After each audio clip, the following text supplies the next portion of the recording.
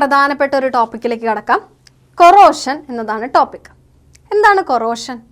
നമുക്ക് വളരെ പരിചയമുള്ളൊരു വാക്കാണ് കൊറോഷൻ, അല്ലേ? പ്രധാനമായിട്ടും ഇരുമ്പ് തുരുമ്പ് പിടിക്കുന്നു എന്നാണ് നമ്മൾ കൊറോഷൻ എക്സാമ്പിൾ പഠിച്ചിട്ടുള്ളത്. റസ്റ്റിംഗ് ഓഫ് അയൺ എന്നത് കൊറോഷൻ എക്സാമ്പിളാണ്. അതുപോലെ തന്നെ സിൽവർ മെറ്റീരിയൽസിൻ്റെ കളറ് മങ്ങുന്നത് കൊറോഷന് ഒരു എക്സാമ്പിളാണ്, അതായത് ടാർണിഷിംഗ് ഓഫ് സിൽവർ. അതുപോലെ കോപ്പർ, ബ്രോൺസ് ഒബ്ജക്ട്സിനെല്ലാം ഒരു ഗ്രീൻ കളർ കോട്ടിങ് ഫോം ചെയ്യുന്നു. ഇതും കൊറോഷണൽ എക്സാമ്പിളായിട്ട് നമുക്ക് പറയാനായിട്ട് സാധിക്കും. അതായത് development of green colour or green coating on copper and bronze. ഇവയെല്ലാം കൊറോഷൻ്റെ ഉദാഹരണങ്ങളായിട്ട് നമ്മൾ പഠിച്ചിട്ടുണ്ട്. അങ്ങനെയാണെങ്കിൽ കൊറോഷനെ നമുക്ക് എങ്ങനെ ഡിഫൈൻ ചെയ്യാം? Corrosion is the process by which the surface of metallic objects are slowly coated with oxides or other salts of the metal. ഒരു മെറ്റലിൻ്റെ സർഫസിൽ ആ മെറ്റലിൻ്റെ തന്നെ ഓക്സൈഡുകളോ അല്ലെങ്കിൽ മറ്റേതെങ്കിലും സോൾട്ടുകളോ ഫോം ചെയ്യുന്നത് വഴി അവയുടെ സർഫസിൽ ഒരു കോട്ടിങ് ഉണ്ടാകുന്നു. ഇതിനെയാണ് സാധാരണയായിട്ട് കൊറോഷൻ എന്ന് പറയുന്നത്. കൊറോഷൻ എന്ന ടേമിനെ പറ്റി കൂടുതലായിട്ട് നമുക്ക് പഠിക്കാം. കൊറോഷൻ എന്താണ് നമ്മൾ കണ്ടു കഴിഞ്ഞു, അല്ലേ? സാധാരണയായിട്ട് മെറ്റൽസ് കൊണ്ട് ഉണ്ടാക്കിയിട്ടുള്ള പല സബ്സ്റ്റൻസിനും കൊറോഷൻ സംഭവിച്ചുകൊണ്ടിരിക്കുന്നു. എക്സാമ്പിളായിട്ട് പറയുകയാണെങ്കിൽ മെറ്റൽ കൊണ്ട് ഉണ്ടാക്കിയ ബിൽഡിങ്സ്, ബ്രിഡ്ജസ്, അതുപോലെ തന്നെ ഷിപ്സ് എല്ലാം കൊറോഷൻ സംഭവിച്ച് ഡിസ്ട്രക്ഷൻ പ്രോസസ്സ് നടന്നുകൊണ്ടിരിക്കുന്നതായിട്ട് നമുക്ക് കാണാനായിട്ട് സാധിക്കും. എങ്ങനെയാണ് ഈ കൊറോഷൻ നമ്മൾ എക്സ്പ്ലെയിൻ ചെയ്യുക? കൊറോഷനെ ഒരു electro chemical theory of corrosion ഉപയോഗിച്ച് എക്സ്പ്ലെയിൻ ചെയ്യാനായിട്ട് സാധിക്കും. കൊറോഷൻ എന്ന് പറയുന്ന ഒരു പ്രോസസ്സിനെ ഇലക്ട്രോ കെമിക്കൽ തിയറി ഉപയോഗിച്ച് എക്സ്പ്ലെയിൻ ചെയ്യാം. എങ്ങനെയാണ് ഇത് എക്സ്പ്ലെയിൻ ചെയ്യുക എന്നാണ് നമ്മൾ ഇന്നിവിടെ പഠിക്കാനായിട്ട് പോകുന്നത്. അതിനായിട്ട് നമുക്ക് റസ്റ്റിംഗ് ഓഫ് അയൺ കൺസിഡർ ചെയ്യാം. എന്താണ് റസ്റ്റിംഗ് ഓഫ് അയൺ? അതെ, ഇരുമ്പ് തുരുമ്പെടുക്കുന്ന പ്രോസസ്സ്, അല്ലേ? നമുക്ക് വളരെയധികം പരിചിതമായിട്ടുള്ളൊരു പ്രോസസ്സാണ് ഇരുമ്പ് തുരുമ്പെടുക്കുന്നത്. സാധാരണയായിട്ട് അറ്റ്മോസ്ഫിയറിക് ഓക്സിജൻ്റെയും മോയ്സ്ചറിൻ്റെയും പ്രസൻസിലാണ് ഇത്തരത്തിലുള്ള കൊറോഷൻ നടക്കുക. അതിനായിട്ട് നമുക്കൊരു അയൺ സബ്സ്റ്റൻസിനെ കൺസിഡർ ചെയ്യാം.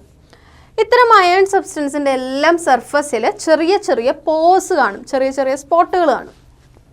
ഈ പോർസിൽ ഒരു വാട്ടർ മോളിക്യൂൾ അറ്റാച്ച് ചെയ്തിരിക്കുന്നതാണ് നിങ്ങൾക്ക് കാണാനായിട്ട് സാധിക്കുന്നത് ഈ ഒരു ഫിഗറിൽ. ഇവിടെ നോക്കൂ, ഒരു അയൺ സബ്സ്റ്റൻസ്, അതിൻ്റെ ഒരു പോറിൽ എന്താ സംഭവിച്ചിരിക്കുന്നത്? ഒരു വാട്ടർ മോളിക്യൂൾ അറ്റാച്ച് ചെയ്തിരിക്കുന്നു. ഇനി എങ്ങനെയാണ് ഈ അയണിന് വാട്ടർ മോളിക്യൂളിൻ്റെ പ്രസൻസിൽ കൊറോഷൻ സംഭവിക്കുന്നത് എന്നൊന്ന് നോക്കാം. അതിനായിട്ട് നമ്മളൊരു കാര്യം കൂടെ കൺസിഡർ ചെയ്യണം. നമ്മുടെ അയൺ ഇരിക്കുന്നത് ഒരു ഓപ്പൺ അറ്റ്മോസ്ഫിയറിലാണ്, അല്ലേ? നമുക്ക് സാധാരണയായിട്ട് അറിയാം, അറ്റ്മോസ്ഫിയറിക് മിക്സ്ചറിൽ ഡിസോൾവ്ഡ് ഓക്സിജനും ഡിസോൾവ്ഡ് കാർബൺ ഡൈ ഓക്സൈഡും ഉണ്ട്. ഇത്തരത്തിലുള്ള ഡിസോൾവ്ഡ് ഓക്സിജൻ ഈ വാട്ടർ മോളിക്യൂളുമായിട്ട് ചേർന്ന് വളരെ വീക്കായിട്ടുള്ള ഒരു ആസിഡ് ഉണ്ടാക്കുന്നു. ആ ആസിഡാണ് കാർബോണിക് ആസിഡ് അല്ലെങ്കിൽ H2CO3. അറ്റ്മോസ്ഫിയറിലുള്ള ഡിസോൾവ്ഡ് ഓക്സിജൻ വാട്ടർ മോളിക്യൂളുമായിട്ട് ചേർന്ന് ഒരു വീക്ക് ആസിഡ് ഫോം ചെയ്യുന്നു. ആ വീക്ക് ആസിഡാണ് കാർബോണിക് ആസിഡ്. ഈ കാർബോണിക് ആസിഡ് ഡിസോസിയേറ്റ് ചെയ്ത് കഴിഞ്ഞാൽ H+ അയോൺസും CO3- അയോണുകളാണ് സാധാരണയായിട്ട് ഫോം ചെയ്യുന്നത്. അതായത് ഇവിടെ ഒരു പോസിറ്റീവ് ചാർജുള്ള ഒരു അയോണും നെഗറ്റീവ് ചാർജുള്ള ഒരു അയോണും ഉണ്ട്. അതുകൊണ്ട് ഇത്തരം കാർബോണിക് ആസിഡ് സംയുക്തങ്ങൾ ഒരു ഇലക്ട്രോലൈറ്റായിട്ട് ഇവിടെ പ്രവർത്തിക്കുന്നു. നമുക്കറിയാം, ഒരു ഇലക്ട്രോ കെമിക്കൽ റിയാക്ഷൻ എക്സ്പ്ലെയിൻ ചെയ്യണമെങ്കിൽ ഇലക്ട്രോലൈറ്റ് വേണം, ആനോഡ് വേണം, കാഥോഡ് വേണം എന്നൊക്കെ. ഇവിടെ ഈ ഒരു കാർബോണിക് ആസിഡ് ഇന്നുണ്ടാകുന്ന H+ അയോണുകളും CO3- അയോണുകളും ഉള്ളതുകൊണ്ട് തന്നെ ഇതൊരു ഇലക്ട്രോലൈറ്റായിട്ട് പ്രവർത്തിക്കുന്നു. ഇനി നമ്മൾ അയണിലേക്ക് വരാം. ഇവിടെ വാട്ടർ മോളിക്യൂള് അറ്റാച്ച് ചെയ്തിട്ടുള്ള അയണിൻ്റെ ഒരു സ്പോട്ട് ആണ് ആനോഡായിട്ട് പ്രവർത്തിക്കുന്നത്. അയണിലെ ഒരു സ്പോട്ടാണ് ആനോഡായിട്ട് പ്രവർത്തിക്കുന്നത്. എന്താണ് ആനോഡിൽ നടക്കുന്ന റിയാക്ഷൻ? ഓക്സിഡേഷൻ ആണ്, അല്ലേ? അതുകൊണ്ട് തന്നെ ആനോഡിൽ Fe എന്ന് പറയുന്ന അയൺ 4 ഇലക്ട്രോണുകൾ വിട്ടുകൊടുത്ത്, 2 Fe ആയതുകൊണ്ട് 4 ഇലക്ട്രോണുകൾ വിട്ടുകൊടുത്ത് Fe2+ അയോണുകളായിട്ട് മാറുന്നു. അല്ലെങ്കിൽ നമുക്ക് പറയാം, ഒരു അയൺ 2 ഇലക്ട്രോണുകളെ വിട്ടുകൊടുത്ത് Fe2+ അയോണുകളായിട്ട് മാറുന്നു. Fe2+ അയോണുകളായിട്ട് മാറുന്നു. അപ്പോൾ ഒന്ന് ആലോചിച്ച് നോക്കൂ, എന്തുകൊണ്ടാണ് ഇത് ആനോഡായിട്ട് പ്രവർത്തിക്കാനുള്ള കാരണം? ഇതിൻ്റെ സ്റ്റാൻഡേർഡ് ഇലക്ട്രോഡ് പൊട്ടൻഷ്യൽ -0.44 വോൾട്ട് ആണ്.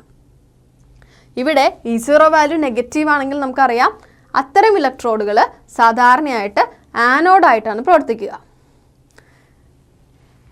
ഇവിടെ എന്താണ് സംഭവിക്കുന്നത്? അയേൺ 2 ഇലക്ട്രോണുകളെ വിട്ടുകൊടുത്ത് Fe2+ അയോൺസ് ആയിട്ട് മാറുന്നു. ഇത്തരത്തിൽ റിലീസ് ചെയ്യപ്പെട്ട ഇലക്ട്രോണുകൾ ആ ഒരു സ്പോട്ടിൽ നിന്നും ഈ മെറ്റലിൻ്റെ ഏത് പോർഷനിലേക്ക് വേണമെങ്കിലും മൂവ് ചെയ്യാനായിട്ട് സാധിക്കും. അങ്ങനെ ഈ ഇലക്ട്രോണുകൾ ആ സ്പോട്ടിൽ നിന്നും വേറെ ഈ അയൺ സബ്സ്റ്റൻസിൻ്റെ വേറെ ഏതെങ്കിലുമൊക്കെ ഒരു ഭാഗത്തേക്ക് ചെല്ലും. അവിടെ കാണാനായിട്ട് സാധിക്കും 2 Fe ആണ് നമ്മളിവിടെ കൺസിഡർ ചെയ്യണത്. 2 Fe 2 ഇലക്ട്രോണുകളെ വിട്ടുകൊടുത്ത് Fe2+ അയോണുകളായിട്ട് മാറുന്നു. ഇത്തരത്തിൽ ഫ്രീ ആക്കപ്പെട്ട ഇലക്ട്രോൺസ്, അതായത് ടോട്ടൽ 4 ഇലക്ട്രോൺസ് ഈ ഒരു അയൺ മെറ്റീരിയലിൻ്റെ വേറൊരു സ്പോട്ടിലേക്ക് മൂവ് ചെയ്തെത്തി. ഇനി എന്താ സംഭവിക്കുന്നത് നോക്കൂ. ഇവിടെ നമുക്ക് 4 ഇലക്ട്രോൺസിനെ കാണാം. ഈ ഇലക്ട്രോൺസ് വേറൊരു സ്പോട്ടിലേക്ക് മൂവ് ചെയ്തെത്തിയതിന് ശേഷം H+ അയോണിൻ്റെ പ്രസൻസിൽ അറ്റ്മോസ്ഫിയറിക് ഓക്സിജനെ റിഡക്ഷൻ സംഭവിപ്പിക്കുന്നു. ഈ ഇലക്ട്രോൺസ് H+ അയോണുകളുടെ പ്രസൻസിൽ, ഈ H+ അയോൺ എവിടെ നിന്നാണ് ഉണ്ടായേ? കാർബോണിക് ആസിഡ് ഡിസോസിയേറ്റ് ചെയ്ത് ഉണ്ടായ H+ അയോണുകളുടെ പ്രസൻസിൽ നമ്മുടെ അറ്റ്മോസ്ഫിയറിലുള്ള ഡിസോൾവ്ഡ് ഓക്സിജനെ റിഡക്ഷൻ ചെയ്യുന്നതിന് കാരണമായിട്ട് മാറുന്നു. അപ്പോൾ നമുക്ക് പറയാനായിട്ട് സാധിക്കും ഇതാണ് കാഥോഡായിട്ട് പ്രവർത്തിക്കുന്നത്. അപ്പോൾ നോക്കൂ, H+ അയോണുകളുടെ പ്രസൻസിൽ ഓക്സിജനെ റിഡക്ഷൻ നടത്തിയിട്ട് എന്തുണ്ടാക്കുന്നു? വാട്ടർ മോളിക്യൂൾ ഉണ്ടാക്കുന്നു എന്ന് പറയാം. ഇക്വേഷനായിട്ട് പറയുകയാണെങ്കിൽ O2 + 4H++ 4 electron gives 2H2O. ഇതിൻ്റെ E0 സെൽ വാല്യൂ തന്നിട്ടുണ്ട് 1.23 വോൾട്ട്. ഇവിടെ E0 വാല്യൂ പോസിറ്റീവ് ആയതുകൊണ്ട് തന്നെ ഇതൊരു കാഥോഡായിട്ട് പ്രവർത്തിക്കുന്നു നമുക്ക് കാണാനായിട്ട് സാധിക്കും. അപ്പോൾ ഇതൊരു ഇലക്ട്രോ കെമിക്കൽ സെല്ല് പോലെ ആക്ട് ചെയ്യുന്നില്ലേ? അയേണിൽ ഓക്സിഡേഷൻ റിയാക്ഷൻ നടക്കുന്നു. അതുപോലെ H+ അയോണുകളുടെ പ്രസൻസിൽ ഈ ഇലക്ട്രോണുകൾ ഓക്സിജനെ റിഡക്ഷൻ സംഭവിച്ച് വാട്ടർ മോളിക്യൂളാക്കി മാറ്റുകയും ചെയ്യുന്നു. ഇവിടെ ഒരു കാഥോഡ് ഉണ്ട്, ആനോഡ് ഉണ്ട്, ഇലക്ട്രോലൈറ്റ് ഉണ്ട്. അതുകൊണ്ട് തന്നെ ഈ ഒരു കൊറോഷൻ ഓഫ് അയേൺ എന്നതിനെ നമ്മൾ ഇത് ഇലക്ട്രോ കെമിക്കൽ സെല്ല് പോലെയാണ് കൺസിഡർ ചെയ്യുന്നത് എന്ന് തന്നെ പറയാനായിട്ട് സാധിക്കും. അയേണിന് കൊറോഷൻ സംഭവിക്കുമ്പോൾ ആനോഡിൽ എന്താണ് നടക്കുന്നത്, കാഥോഡിൽ എന്താണ് നടക്കുന്നത് എന്നെല്ലാം നമ്മൾ കണ്ടു കഴിഞ്ഞു അല്ലേ? അപ്പോൾ ഈ ഒരു കാഥോഡിക് റിയാക്ഷനെയും ആനോഡിക് റിയാക്ഷനെയും ഫലമായിട്ട് ഒരു ഓവറോൾ റിസൾട്ട് എന്താണെന്ന് നോക്കൂ. അതെങ്ങനെയാണ് നമുക്കറിയാൻ സാധിക്കുക? ആനോഡിലെയും കാഥോഡിലെയും റിയാക്ഷൻസിനെ സമ്മപ്പ് ചെയ്ത് എഴുതാം അല്ലേ?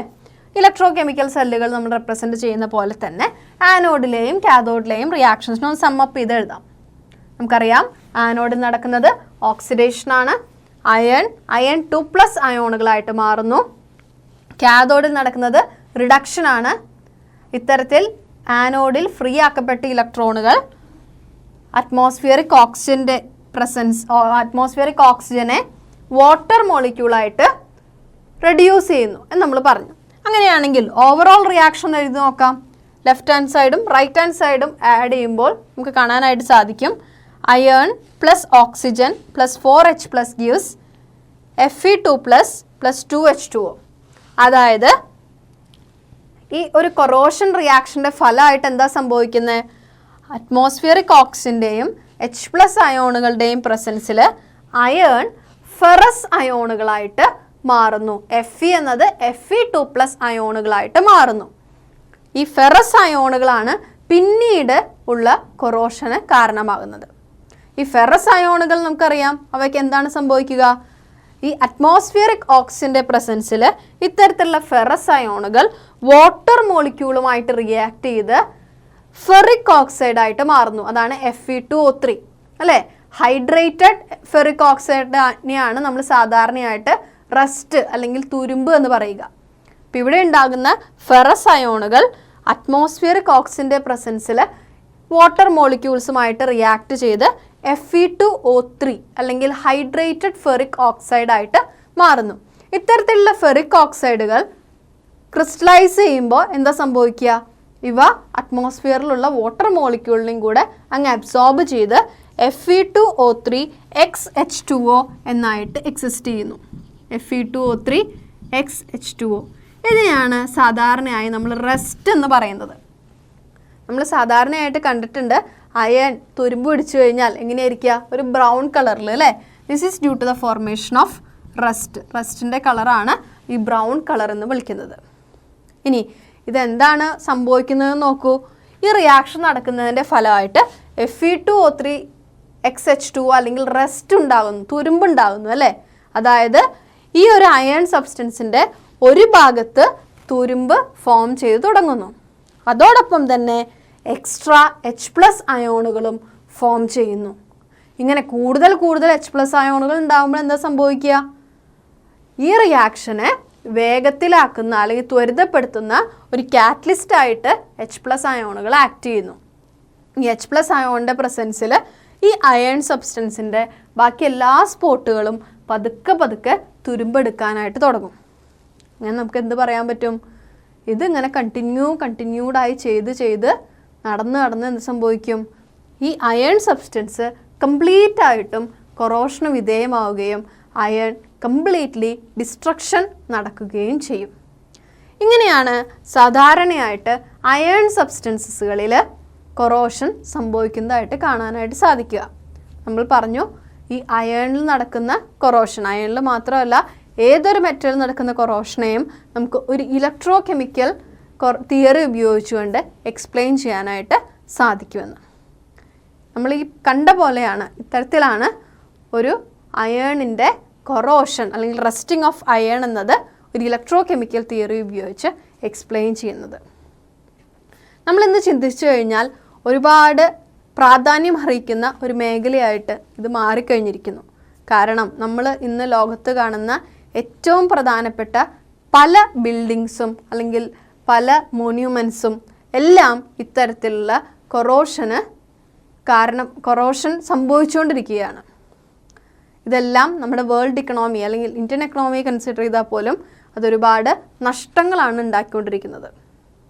അതുകൊണ്ട് തന്നെ ഈ കൊറോഷനെ പ്രിവെൻറ്റ് ചെയ്യേണ്ടത് വളരെയധികം അത്യാവശ്യമായിട്ട് ഉള്ള കാര്യമാണ്. എങ്ങനെയൊക്കെയാണ് നമുക്ക് ഈ കൊറോഷനെ പ്രിവെൻറ്റ് ചെയ്യുക?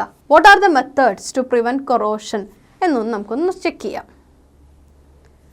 പ്രിവെൻഷൻ മെത്തേഡ് ഫോർ കൊറോഷനെ പറ്റി കുറച്ച് ഇമ്പോർട്ടൻ്റ് ആയിട്ടുള്ള പോയിൻറ്റ്സ് ഒന്ന് പഠിക്കാം.